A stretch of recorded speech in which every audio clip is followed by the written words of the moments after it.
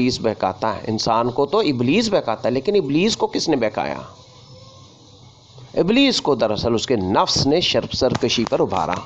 نفس کے اندر نافرمانی کا یہ مادہ استکبار کہلاتا ہے، جو جنوں اور انسانوں دونوں میں موجود ہے، اور فرشتوں میں یہ مادہ نہیں پایا جاتا۔ نفس کے اندر نافرمانی کا یہ مادہ استکبار کہلاتا ہے، جو جنوں اور انسانوں دونوں میں موجود ہے۔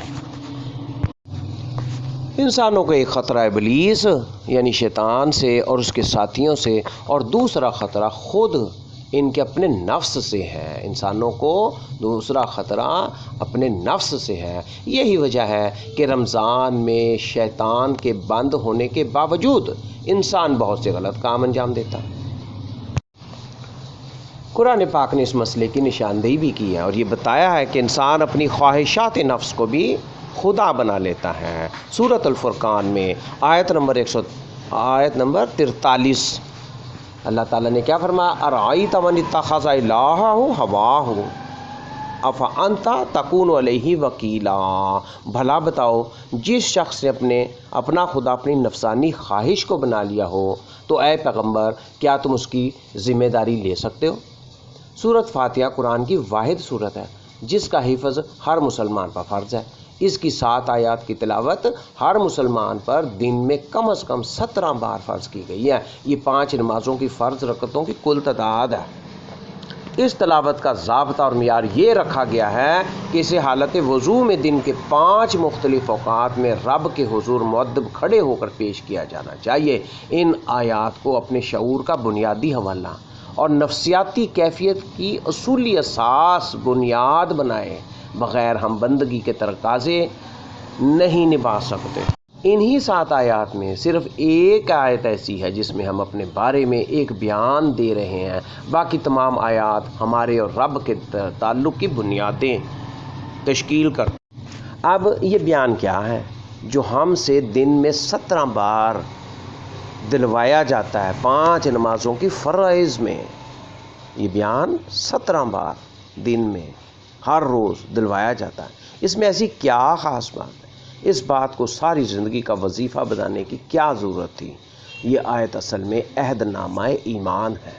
ایمان لانے کے بعد اصل میں ہم سے بنیادی مطالبہ ہی یہ رہا ہے، یہ مطالبہ کیا گیا ہے دن میں 5 نمازیں فرض ہیں اور دن میں 17 بار۔ اس عہد کی تجدید ہم پر لازم ہے کہ ہم وجود کلی سے اے اللہ تیری غلامی کرتے ہیں، اور کسی بھی معاملے میں صرف اور صرف تجھ ہی سے مدد مانگتے ہیں۔ ہم کسی کو اپنے ذہن پر حاوی نہیں ہونے دیتے تاکہ اس غلامی کی روح متاثر نہ ہو، اور کسی سے بھی ایسی توقعات وابستہ نہیں کرتے جس سے بندگی پہ حرف آئے۔ اس آیت میں غور کرنے کی ایک اور بات بھی ہے۔ آیت میں عہد اجتماعی زندگی کا ہے، عہد اجتماعی زندگی کا، اور بیان ہر فرد کا انفرادی۔ ہماری زندگی کی معنویت اس عہد سے وفاداری میں ہی چھپی ہے۔ عبادت کیا ہے؟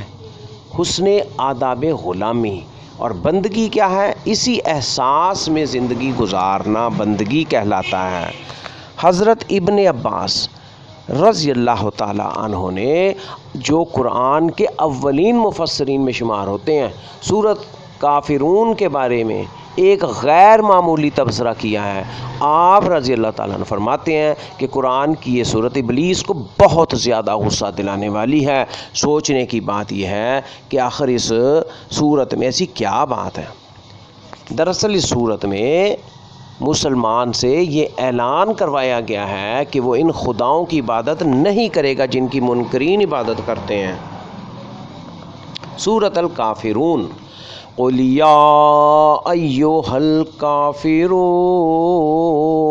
لا اعبد ما تعبدون ولا انتم عابدون ما اعبد ولا انا عابد ما عبدتم ولا انتم عابدون ما اعبد لکم دینکم ولی دین۔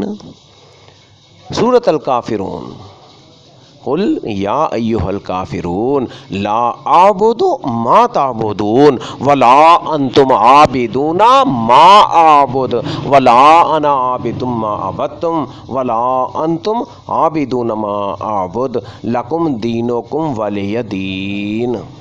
تم کہہ دو کہ اے حق کا انکار کرنے والو، اے کافرو، میں ان چیزوں کی عبادت نہیں کرتا جن کی تم عبادت کرتے ہو، اور تم اس کی عبادت نہیں کرتے جس کی میں عبادت کرتا ہوں، اور نہ میں آئندہ اس کی عبادت کرنے ہی والا ہوں جس کی عبادت تم کرتے ہو، اور نہ تم اس کی عبادت کرنے والے ہو جس کی میں عبادت کرتا ہوں۔ تمہارے لیے تمہارا دین ہے اور میرے لیے میرا دین۔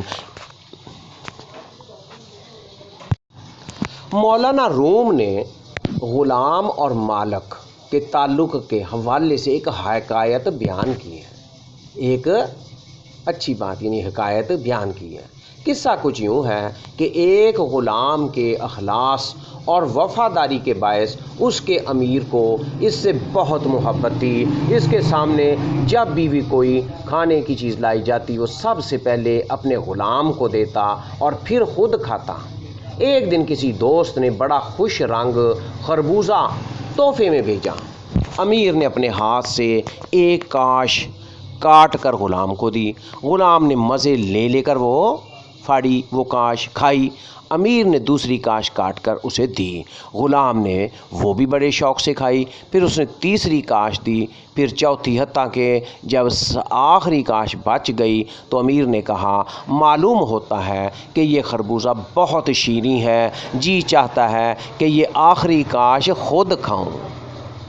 غلام نے وہ آخری کاش بھی کھانے کی خواہش ظاہر کی، لیکن امیر نے نہ دی اور اپنے منہ میں رکھ لی۔ کاش کا منہ میں رکھنا تھا، اس خربوزے کی پھاڑی کا منہ میں رکھنا تھا کہ سارا منہ حلق تک کڑوا ہو گیا۔ اس نے جلدی سے تھوک کر پانی کی کلیاں کیں۔